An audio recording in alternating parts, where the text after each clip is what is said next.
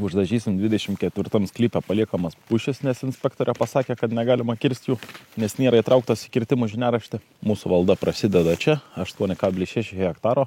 Čia yra brandus pušynas 95 metų, kuris dabar nesikirs, o kirsis po 5 hektare yra virš 400 kubų medienos.